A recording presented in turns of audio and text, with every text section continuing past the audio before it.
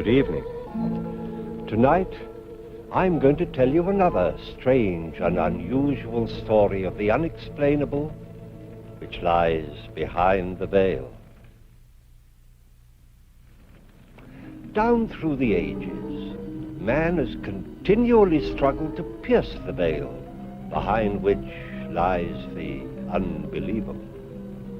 Many things which were completely beyond our comprehension as recently as 100 years ago are readily understood today.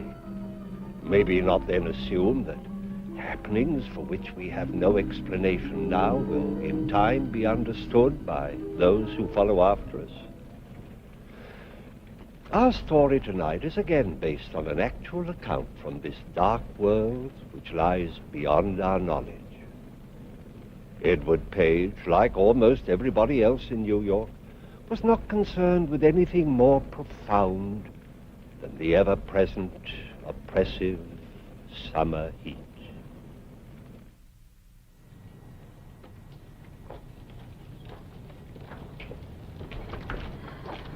Good evening, Mrs. Foley. Good evening. Good evening, Mr. Page. Oh, it's awful hot, ain't it? The humidity, Mrs. Foley. That's what's bothering you, the humidity. Maybe, but this heat ain't doing me much good either.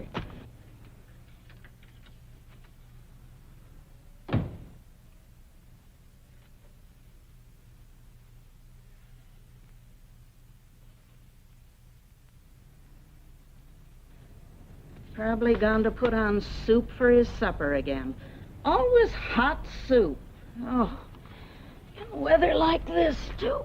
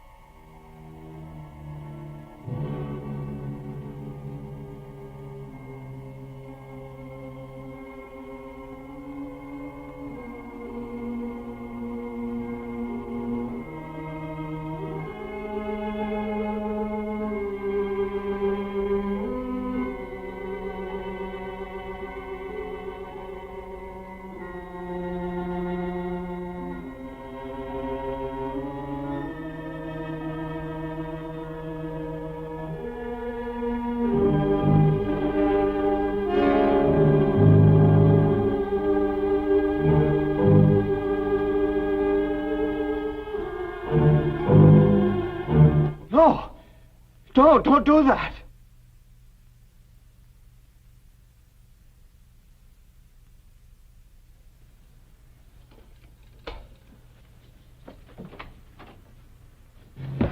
It's murder.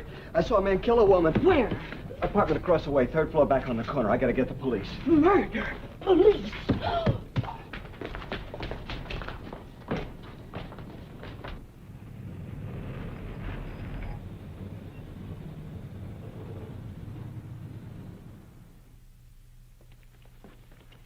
Sure that's the right apartment? I'm positive, Lieutenant.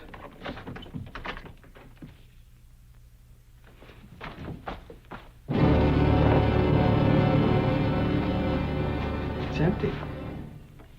The woman, she isn't here. Maybe it's the wrong apartment, huh? No, it's the right one. There's my room right opposite this window. Look around you, Page. There's no body, no sign of a crime. I don't care. It happened. I know I saw it, but I don't know what happened to the furniture. Please, Sergeant, I know I saw it. The woman was blonde. She was brushing her hair. It was very pretty. She fell right over there. The killer was hiding right there. He wore shiny black leather gloves, and he had this flashlight, and he came up behind her, and... I know what you're thinking. You don't want to believe me, but I'm not lying. I know I saw it. Sure, you saw it. But now we gotta figure out what happened. Let's go over to your room. There must be some mistake. There's no mistake. While you're doing all this, the killer's getting away. I can describe him for you exactly. With a description, you could catch him. Charge him with what? Murder and robbery.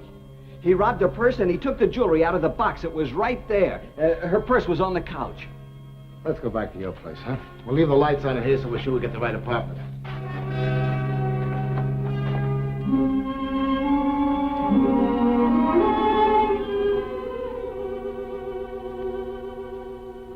That's the one. See where you left the light on? That's where I saw the woman. She had on a pale blue dressing gown.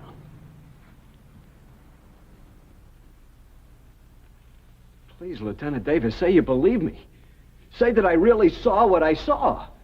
Mr. Page, it's been a hot day. Now, you were tired, what, with just coming home from work and all? You heard what the janitor at the apartment house said? No blonde. And nobody in that apartment for the past month, it's for rent. I saw it. You didn't eat your dinner. Lots of times I get lightheaded when I'm real hungry. Now, why don't you be a good fellow and sit down and finish your dinner and you'll forget all about it. You'll feel better. We better get back. What about a report? Do we make one up? Yeah, I suppose we'll have to. Just say that, it's been a hot day, blame it on the heat. It's not the heat. I saw it.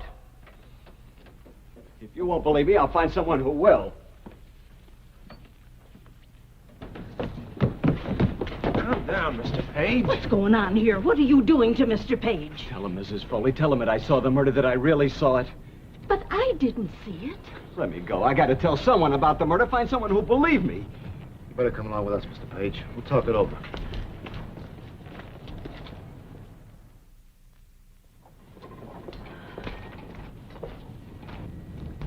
I beg your pardon. I'm trying to find the apartment that's for rent. 345 48th Street. Oh, it's in the next block, honey. Right back of this building. Thanks so much. In the next block, she wants an apartment.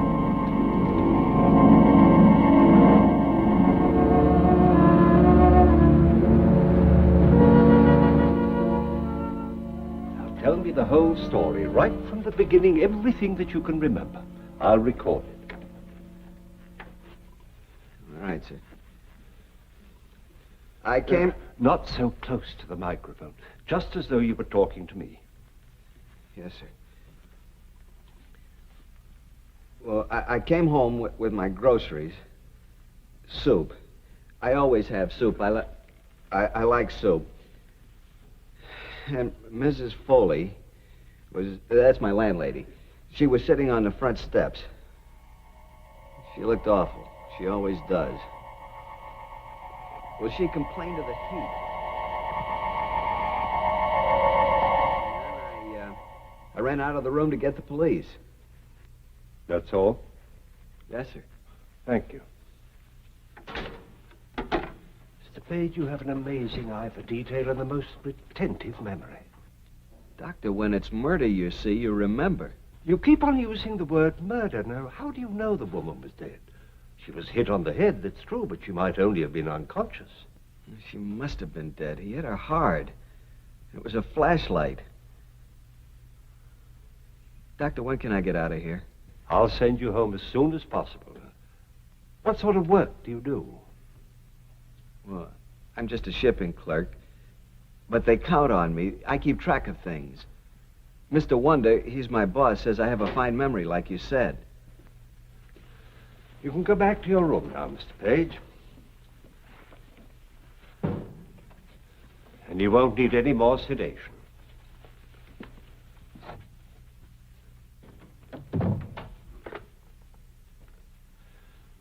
Send Lieutenant Davis and Sergeant Fenton in.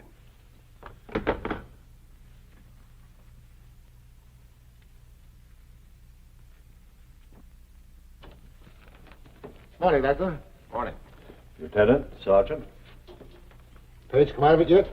I'm afraid Page isn't going to come out of it, as you call it. Well, that's too bad. He's a nice little guy. Nothing for him to come out of. He's as sane as you and I. Wait a minute, Doc. Suppose you speak for yourself. There's no form of dementia that I've ever seen or studied. I'm convinced that Page saw something real. I've been around a long time, Doc. Some guys sit around looking in other people's windows. Well, they see quite a bit. But most of it isn't murder. Page didn't seem like that kind of man. He was worried and scared by what he saw. I don't think he's that kind of man either. Page is an oddball. He doesn't add up. Everything says he's honest. And he tells us a story we can't believe. We'll keep him here a little longer. I'll run some tests on him. I've never seen a case like this before. That's your worry, Doctor. Ours is over. We go on the facts, and there aren't any in this case.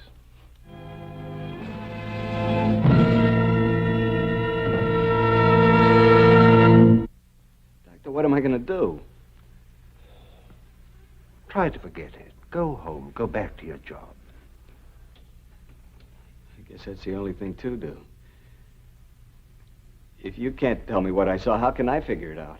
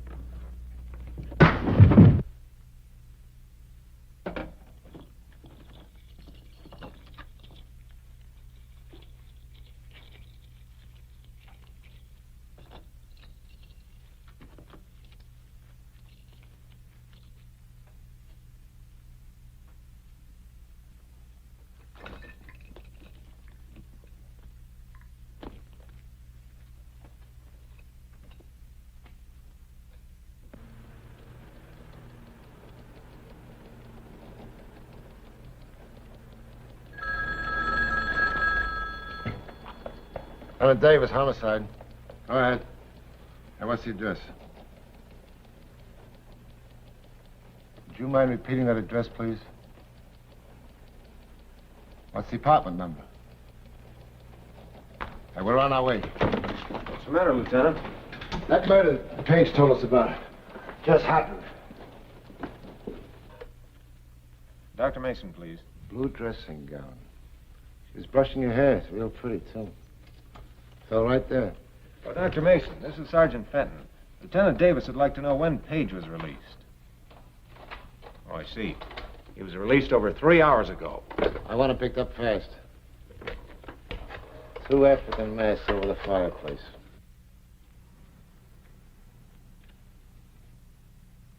Sergeant Fenton, Hang up. I'll call you right back.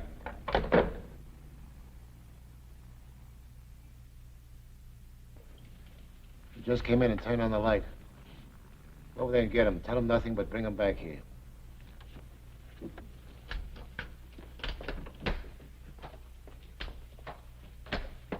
Lieutenant? Hey, Doc. Hot night. Miserable weather. Good-looking woman.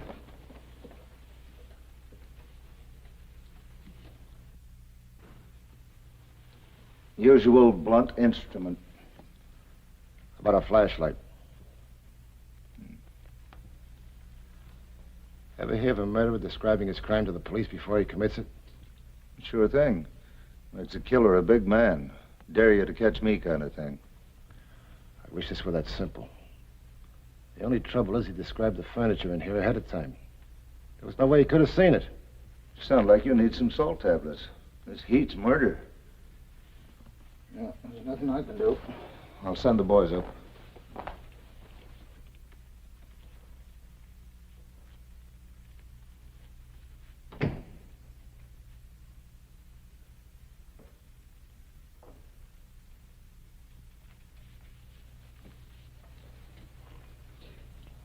It happened. Just like I told you. That's right, Page. Just like you told us. Everything's the way I saw it. You left the hospital 3 hours ago. Did you come right straight here? I walked for quite a while. I just got home. I don't mean that. I meant here, this apartment. Why would I come here? Nobody believed you when you told us the story about the murder. It's upset you, made you mad. You decided you're going to show us. You came home, you saw the apartment was rented, so you came over here and you killed her. No, I didn't come over here. Page, why don't you make things easy for everybody? We both know you can't see a killing, and then suddenly 3 days later it happens. But it did. I described the killer for you. And the killer is you. Quit stalling. Why don't you admit what you did? Tell us what you did with the flashlight and the gloves you used. Lieutenant Davis, these bills, they're for this furniture. From 3 different stores. Sergeant, let's stick to what we're doing. There's no other answer. Page, you killed her. But Page described this furniture before the woman even bought it. And she was in Chicago 3 days ago. She's never been in New York before in her life. How could Page have described her? I'm willing to admit I can't explain how he could describe the furniture or the woman. But I do know how he had a chance to come over here and kill her. But I didn't, Lieutenant. I didn't kill her. If we don't all keep calm around here, I'm the one that's going to wind up in Bellevue. Let's face it, Page. You could have prevented all this. If you guarded the apartment, you might have saved her life. Nevertheless, you're still my #1 suspect. I saw the killer. That means you can find him. I gave you a description. I know I have. But it's not enough. Let's get out of here.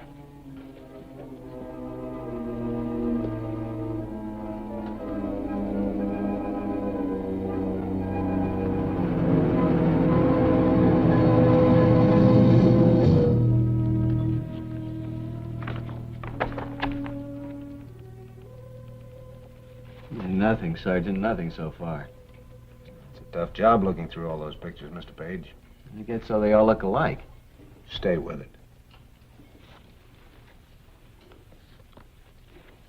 It's a pretty good description you got out of him, Doc. Better than I could do. Very few witnesses have the power of observation that Mr. Page has. I'll say that for him. He saw plenty. It's still not enough. How about the way the crime was committed, the nature of it? Oh, that's pretty standard. Look for an open door, rap on the head, take the valuables. A dime a dozen. It's the smart ones we nail.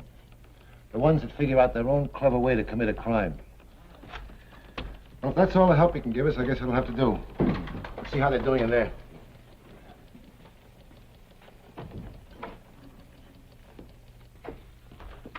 That might be. The face might be the same. I don't know. The nose isn't the same. Up there at the bridge, the killer's nose was flatter. That's Ben Burton. He's out of circulation. He's got 5 years to serve before parole. I don't think it's any use. Of course it's some use. A woman's been murdered here. Let's start all over again. Now, gentlemen, please relax. Now, there's a very good idea. Let's all have a cup of coffee, and perhaps it'll clear our thinking. Now, Mr. Page, you've been most cooperative, but if we could help you to remember just one more thing. All right, Doctor. When you saw him hit her, what did you do? I hollered. No, don't do that. Did he hear you? Well, no, he couldn't hear me because the window was closed and his ear... Wait a minute. His ear, his left ear, it was, what do you call it? Prize fighters have them. Cauliflower ear? That's it, his left ear, he had one. That does it. That's what I need. Something to work on. Come on, Fenton. We'll get out the new description. This time we'll add a cauliflower left ear. Well, Mr. Page, I think you can go home now. I'd rather not. I couldn't sleep now. Not until the job's finished. I need to talk to that man. It may be some time before the police can find him. I'll wait a while. It'll be easier. You see, Dr. Mason, you want to know what this is about because you're a psychiatrist. I have to know just to be able to live with myself.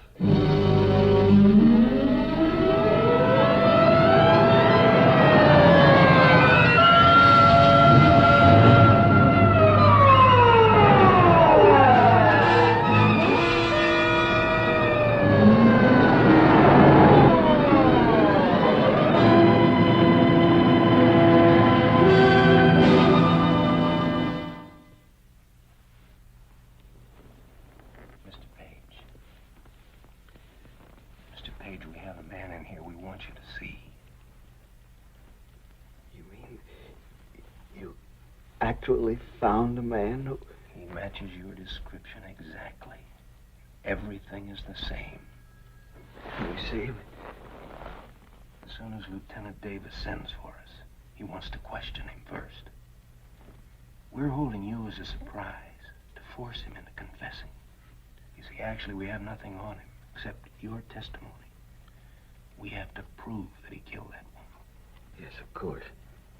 When we go in, don't say anything about it. Not saying it before it happened? Don't worry. Like I said, cop, I don't know what you're talking about. Either book me or turn me loose. You won't hang it on me with a witness. You need more than that, and you know it. You'll need the stuff that was stolen and maybe even the weapon the guy used. Yeah, you're right. I need all of that. And you're going to tell me where it is. Okay, so stop talking and show me. Bring on your witness. Let's see what you've got.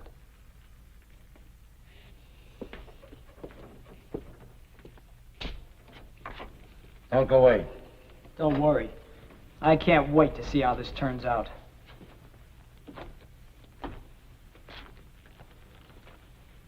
That's him. That's the man. That's him. That's the man. Sit down, Kerwin. See? See the ear? Tell him, Page. Tell him what he did. He knows. But he doesn't believe I saw him, is that it? That's it, Dad. I think you're a liar, looking for a big charge or something. You wore shiny black leather gloves, dark gray pants, and a dark blue shirt. No hat. You hid behind the chair when the woman came into the room. She was blonde and very pretty. She wore a blue dressing gown, light blue. You had a flashlight in your hand. You hit her and she fell. The hairbrush fell, too. You turned and took the jewelry out of the jewelry box, stuffed it in your pocket, went over to the couch, emptied her purse, and you left. It's a frame-up. Nobody see me do anything. You're trying to scare me. This guy's a fake. You brought him in just to work on me. The arm. When he put his left arm around her neck, she bit him. That's why he rubbed his arm. Maybe the bite mark's still there. Roll up the sleeve, Ed.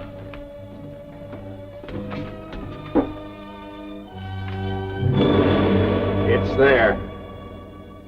I know. You didn't mean to kill her. Well, she caught me in the room. I couldn't get out. Take him away, Fenton.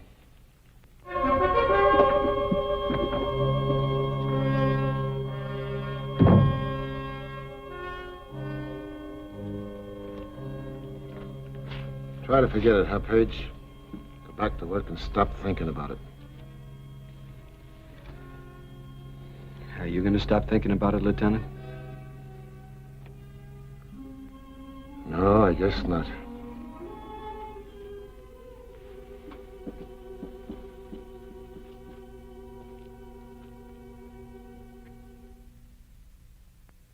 Edward Page returned to work 2 days later, but he was not, nor would he ever be, the same man who left work such a short time before.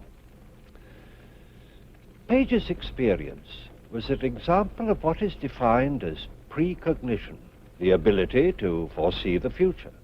Throughout history, there have been many such instances, reported and documented. How does it happen? Why? I'm afraid the explanation is still beyond our understanding, at least for the moment.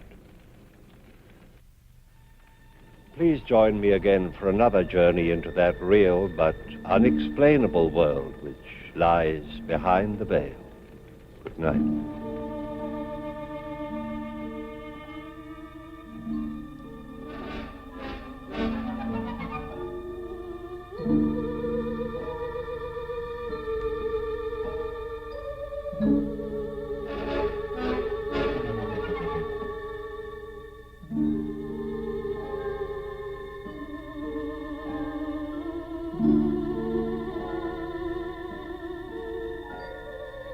Thank you.